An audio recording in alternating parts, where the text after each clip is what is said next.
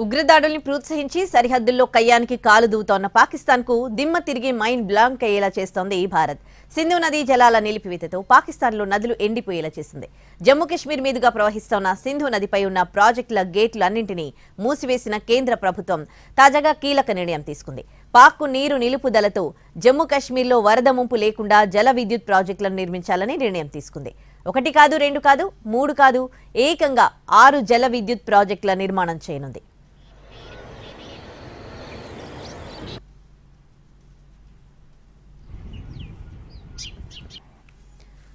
పెహల్గాం ఉగ్రదాడి వెనుక పాక్ ప్రేరేపిత ఉగ్రవాదులున్నారని ఎన్ఐఏ నిర్ధారించడంతో పాక్పై దండెత్తకుండానే ఆ దేశం కొనుగోలుకోలేనియకుండా చేస్తోంది మోడీ సర్కార్.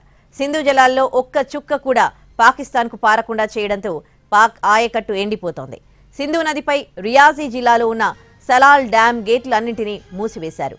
మరోవైపు రాంబన్లోని బాగ్లీహార్ డ్యాం గేట్లను మూసివేశారు. ఇలా అన్ని ప్రాజెక్టుల గేట్లను మూసివేయడంతో సింధు ఉపనదుల ద్వారా పాక్ భూభాగానికి చేరే నీళ్లు అడుగంటిపోయాయి. పాక్ సరిహద్దుల్లో చినాబ్ ఉపనది ఎడారిని తలపిస్తోంది.